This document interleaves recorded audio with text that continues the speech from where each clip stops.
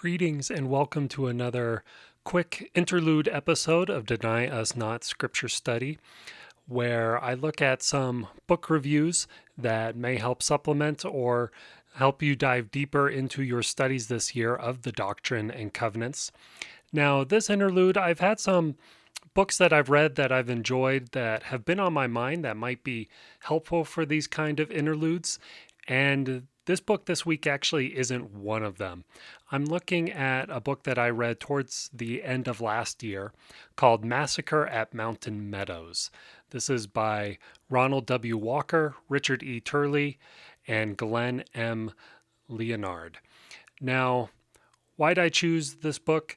There's, my understanding, a new show on Netflix that a few friends and family have asked me about, I guess because part of it deals with the Mountain Meadows Massacre.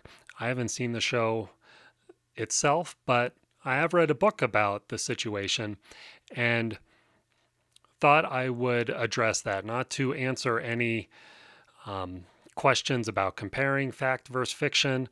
Honestly, if you are getting your history from shows or movies that utilize real individuals or real events as kind of their plot points, you kind of get what you get. This comes from someone who grew up with films like Braveheart or The Patriot or Gladiator, not necessarily the tenets of historical accuracy. So I don't really look for that whenever I go into some kind of fictional for entertainment show. But I think some have had some questions, at least from what I've seen with those who have interacted with me. Now, this book, Massacre at Mountain Meadows, I do highly recommend it. It is an incredible book, but I will say it is not a spiritually uplifting book.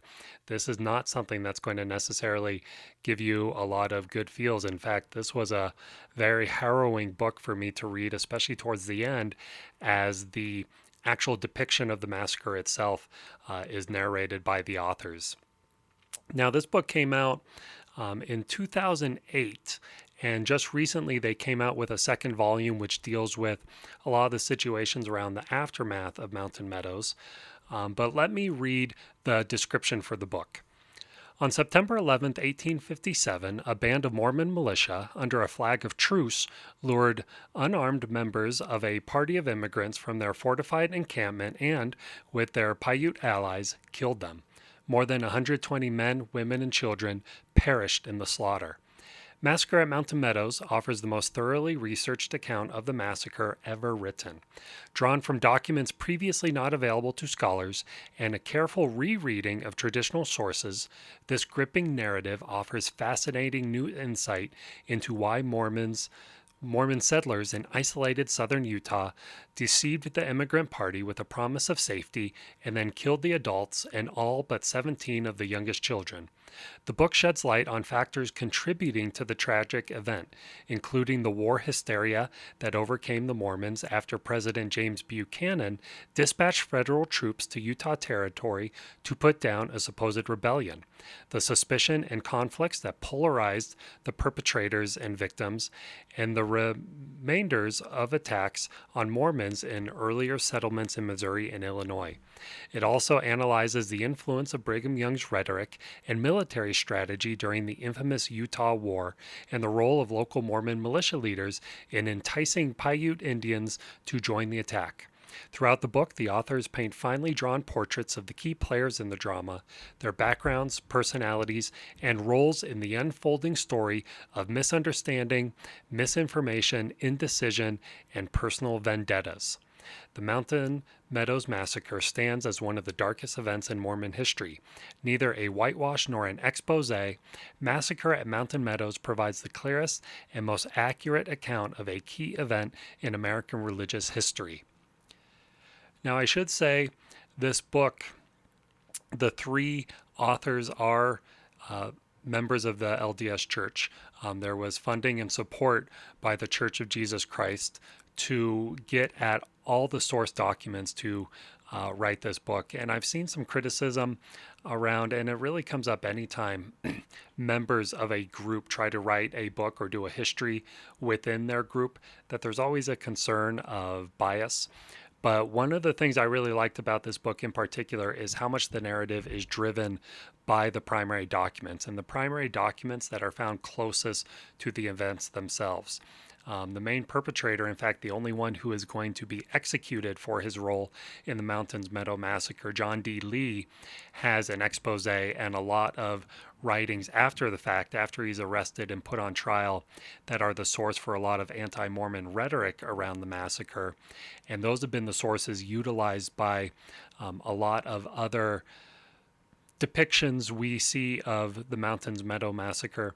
But this book in particular is very fair, even handed in its use of the sources. It looks at things like journal entries, minutes of meetings.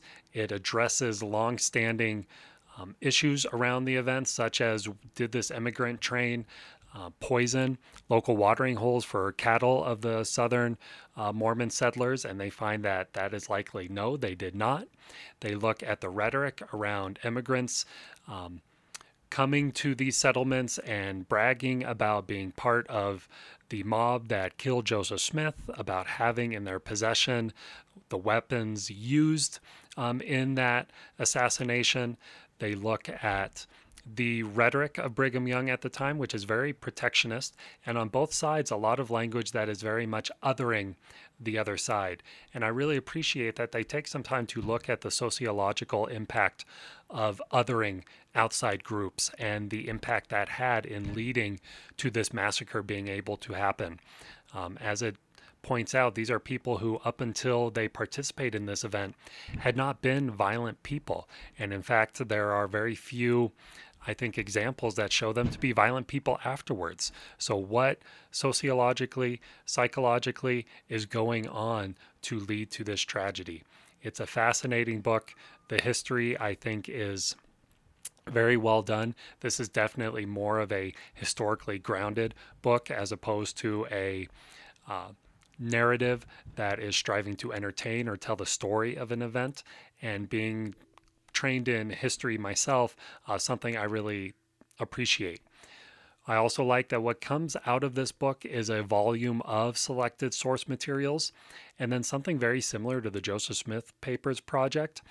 This book has kind of created a database, a resource of all of the primary documents that can be found as related to the Mountain Meadows Massacre.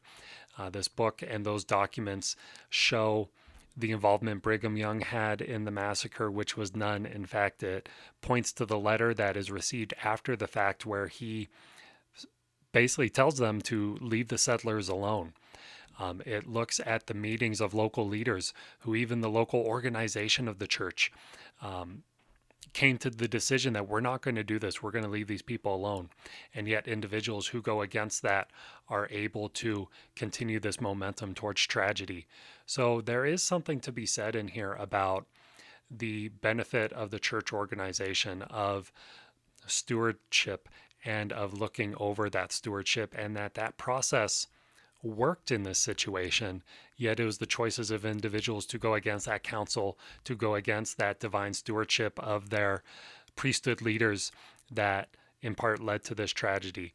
It also does not apologize away the rhetoric from both sides, including from some of the leadership in the church that were very hostile towards outsiders at the time, but it does help lay and remind us of some context of why that is, of where the settlers were coming from at the time. Why were the Saints in Utah in the first place? What was leading to this?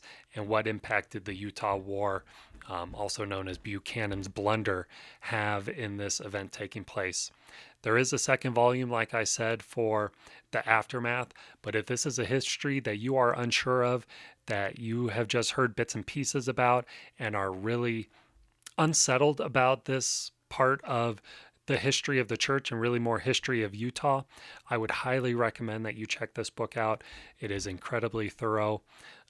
Don't be intimidated by the size of it. About a third of it is bibliographies and appendix. So it is a very quick, fast-paced read. And I will leave a link in the description of this show if you want to go check that out. But a book that can maybe help address some questions and maybe help deal with a very difficult moment in the church's history. So thank you for checking this out, and hope you enjoy your studies this week. Thank you so much for listening to Deny Us Not Scripture Study, a Come Follow Me podcast. I would love to connect with you. You can find my contact information in the description of this episode. You can also find various ways in which you can support the podcast. Deny Us Not Scripture Study is a value for value modeled podcast. I should also add that although I strive to be as close to the teachings and doctrines of the Church of Jesus Christ of Latter-day Saints as I can be, everything expressed in this podcast is strictly my opinion. Thank you so much, and hope you have a wonderful study this week.